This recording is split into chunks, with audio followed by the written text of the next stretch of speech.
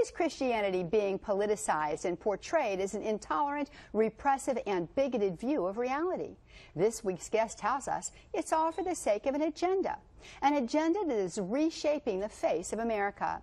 Here to talk with us about the agenda, its games, and its tactics is Beverly Eakman, an expert on professional agitation techniques and perception management.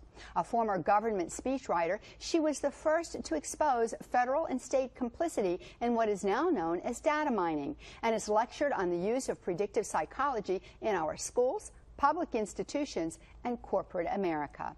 Let's welcome Beverly Eakman. Beverly, welcome to Women of Grace. Oh, it's a pleasure to be here. Oh, I'm so delighted you're here, and it's been a long time.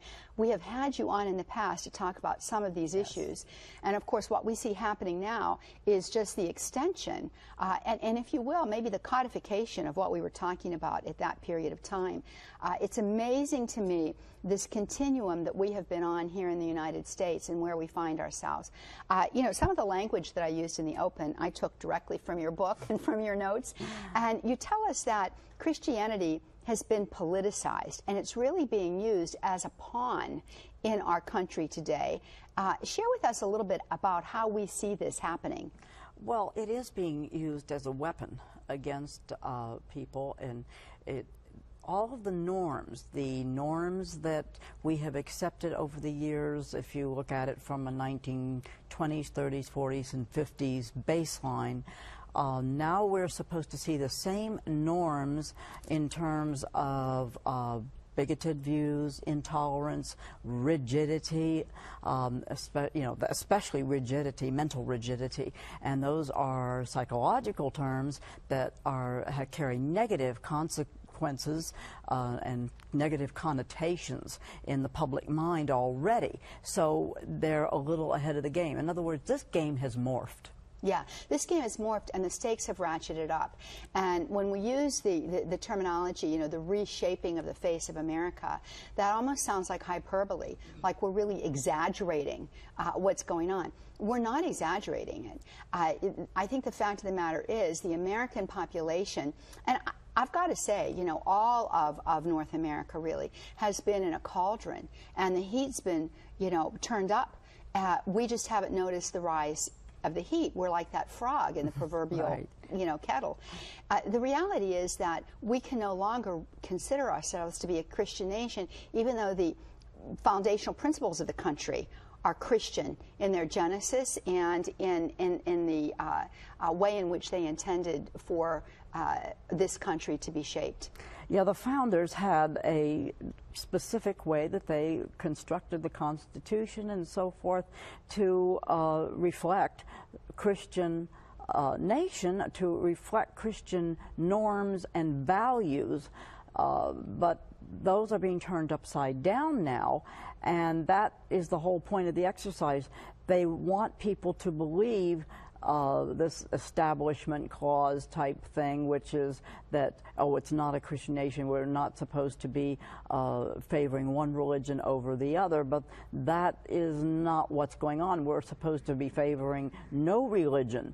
We're supposed to be favoring atheism, basically, or psychology. Psychology is replacing religion as the religion. Yes. So we can see it in the children already, the hookup culture. Acceptance of that. The music is not music. It's not calming. It's not soothing. It's, you know, not romantic. It's nothing like that. It's to keep you on the edge of your seat. It's panic-inducing, and every film you see is panic-inducing. You almost can't turn on the TV without either put-downs or something of that nature that would not have been tolerated by our grandparents. So we're talking about in a 20-year period. These things don't happen in 20 years without a lot of help.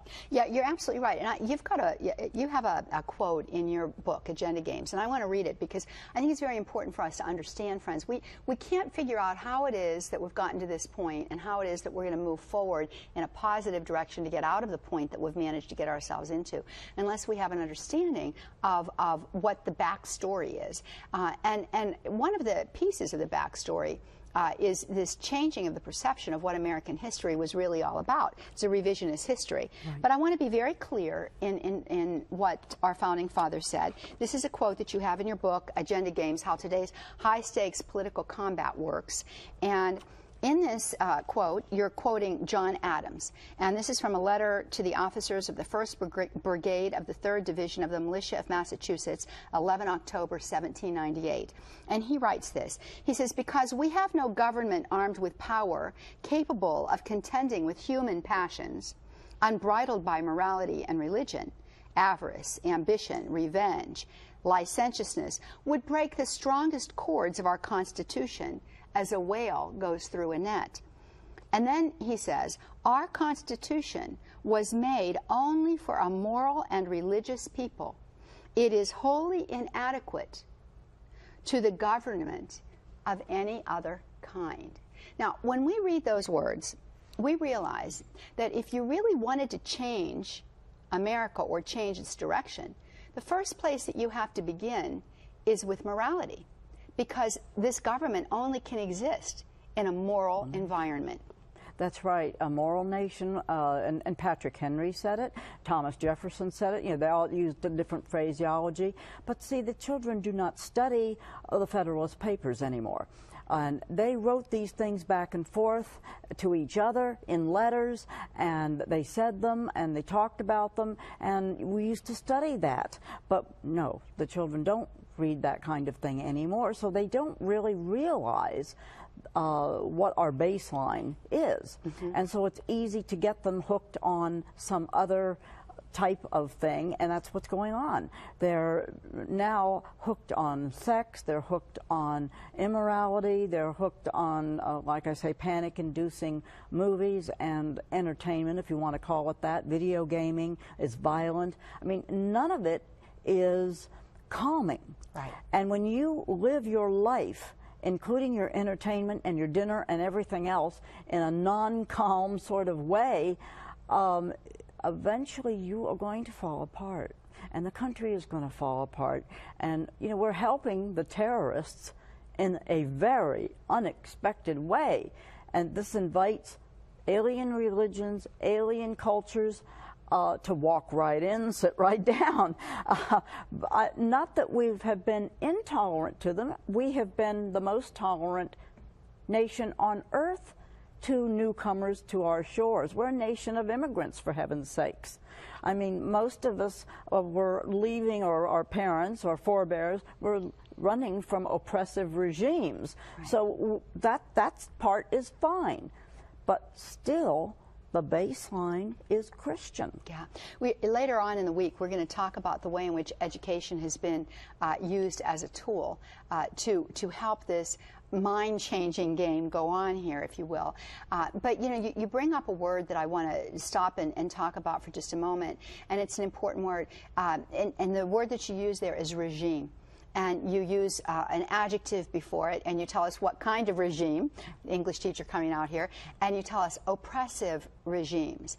Now, is it too much to say that if there is an effort afoot to collapse the moral structure of a nation, that there is a reason behind it? This just doesn't happen in a vacuum.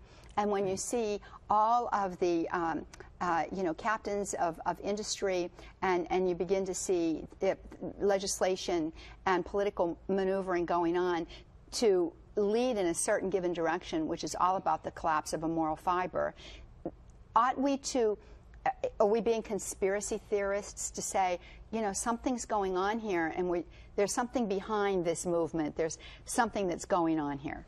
I don't think that it's a stretch. Not at this point, not when it happens this quickly, especially. When Stalin came in, and Lenin and so forth, even though they had a totally different background, it was, nevertheless, they did it very quickly, and so did Hitler, relatively quickly. What happens is that if you collapse the moral structure, it makes it easy for someone to come in and restore order. Under the cover of restoring order, which people will welcome at that point, then they can issue a crackdown. And we are just that far away from that sort of thing happening now. We, in the 60s, beginning in the 60s, more in the 70s, we started to let crime, we didn't punish crime the way we did before. We encouraged certain types of moral behavior that lead to crime too, and we don't, this is now morphed into crackdowns. We see it with the Transportation Security Administration. You get more than you bargain for once that starts. Once you go down this road, you don't turn back, not very easily. And later we'll talk about perhaps how we can face this down. But at this point, we have waited awfully long. Well, we allowed the means of media to be taken over, the newspapers, the TV stations, and so forth, mainstream. We didn't do enough soon enough, and now it's very costly, not only in money, in terms of money. I mean, you're talking about a 30-second Super Bowl commercial costing millions and millions of dollars. That was not the kind of thing we had when we had nice little sitcoms going. You didn't have that sort of thing. When we think about that too, I want to pick up on something that you said when you talk about panic-inducing. Even watching the nightly news today is panic-inducing. You watch it, and there's one of the things that you notice, first of all, is that a complete thought is rarely, if ever, given. We've got a 30-second soundbite. Actually, they're not even 30 seconds anymore. They're 10 to 15 seconds, if even that. It's incredibly difficult to take a complicated, as a matter of fact, it's impossible to take a complicated issue and expound upon it, even given a point of view regarding it, in 10 to 15 seconds. It's not a possibility. And so I think one of the big things that we've seen diminish within the culture of the day is critical thinking skills. We don't have critical thinking skills any longer. We can't follow a thought for very long. We've so excited the passions that the mind, the intellect, is incapable and gets bored trying to follow. It shuts down trying to follow a logical consequence or sequence of ideas. Well, we noticed that in the campaign. And I would urge all the viewers to go back on the internet and review some of those so-called debates, because nobody finishes his thought. They get sidetracked, and the moderator doesn't keep them on message either. In fact, the moderator gets sidetracked. Well, the moderator sidetracks them sometimes. Yeah, deliberately. Deliberately, and that's but sometimes not on purpose. Well, sometimes not on purpose too. So you're absolutely right about that. When we come back, we're going to discuss this more, and we're going to talk about a D word, friends, and this word is called deculturalization. We're going to be right back with our guest today, Beverly Eakman. Stay with us.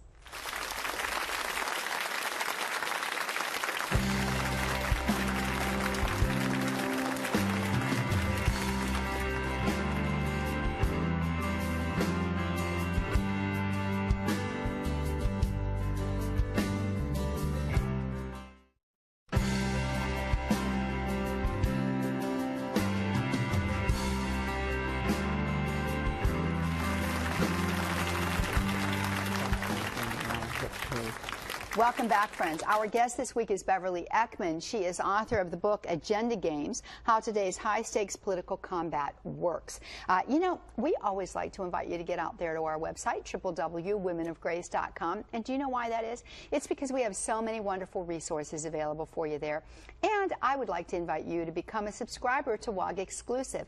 If you become a subscriber to WOG Exclusive, you have access to all of the television programs that we have produced, or at least a good many of them at this point, going back 25 years up to the present day. So all of the programs that we produce are available for you there, as well as our radio podcasts. In addition to that, we have audio presentations on a variety of topics.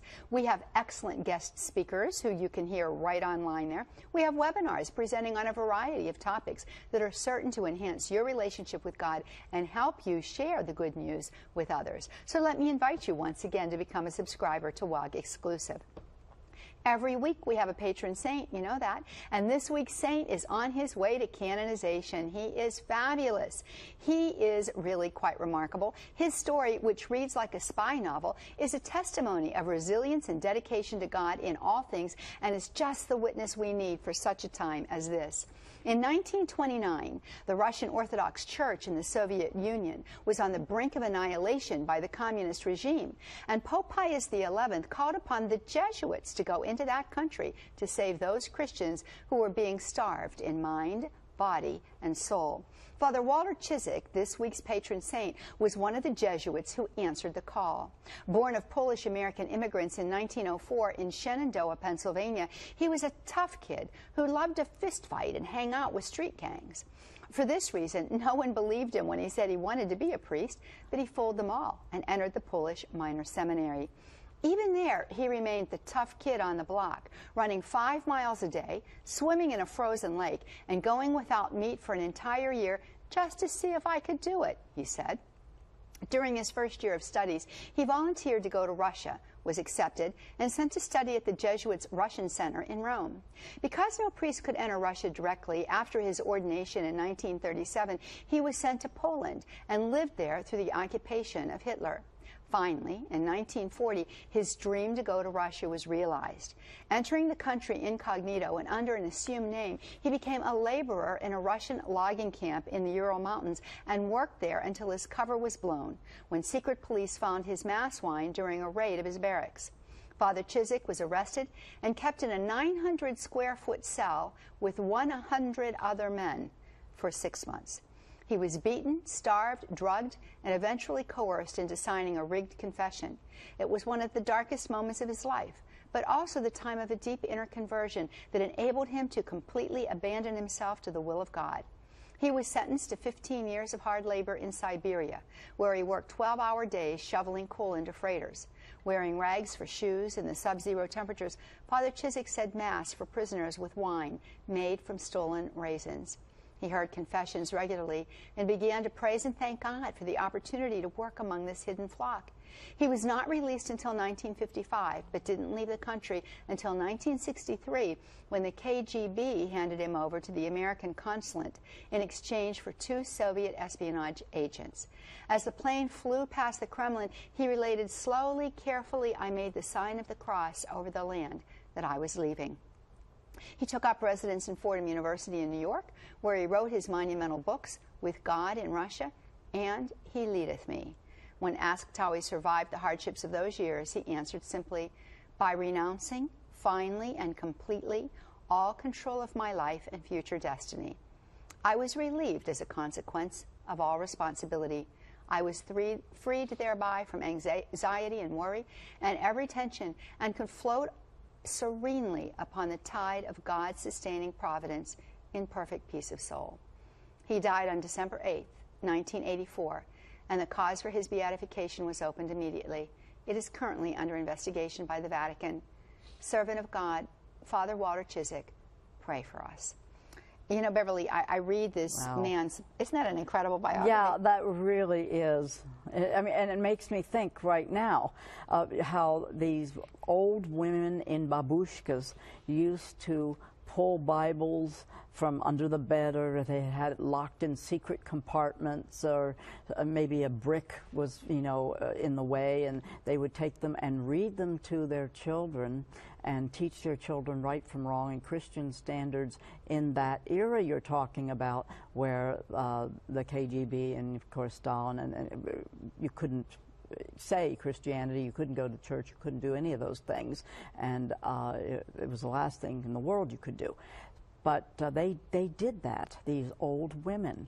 And, you know, we are getting to the point in this country where we're having to hide the fact of our Christianity or just the values themselves. Yes. I mean, if you still believe in monogamy, people are supposed to look at you a little funny. Yes. If you believe, well, you get in more trouble not paying your taxes than you do stealing from your employees. Right. It's a gotcha society. That's exactly right. Yeah, and you know, when you talk about this business of persecution, which is really what you're talking about, I think it's very fair to say that we are experiencing the early stages of persecution for the very reasons that you say.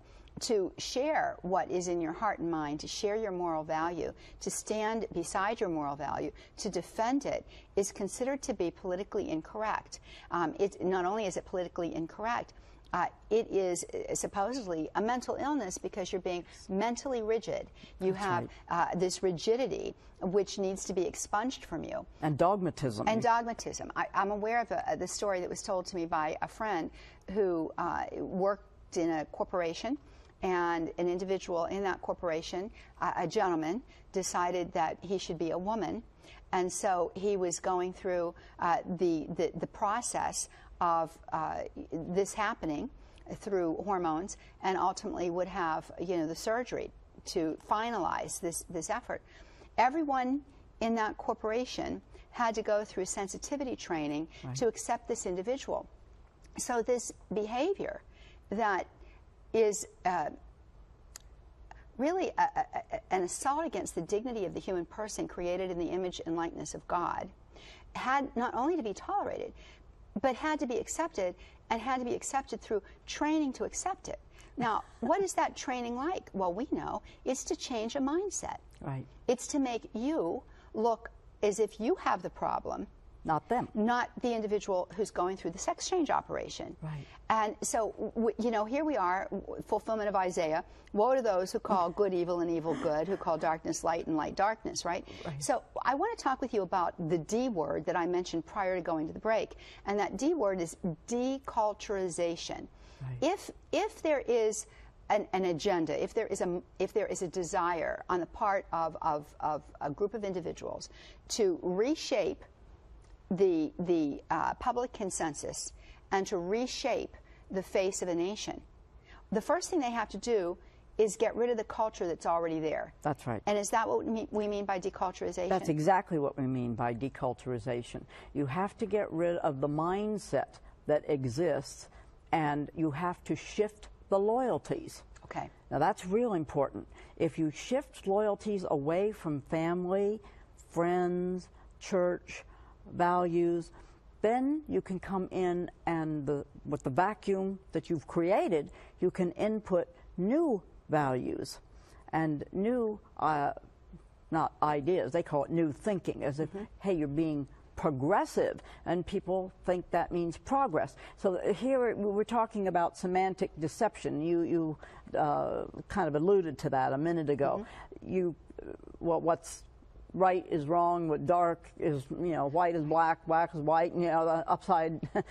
I saw a cartoon one time, and it was a great cartoon. These two guys are walking around with signs, and one is carrying one sign says down is up, and the other one is saying up is down.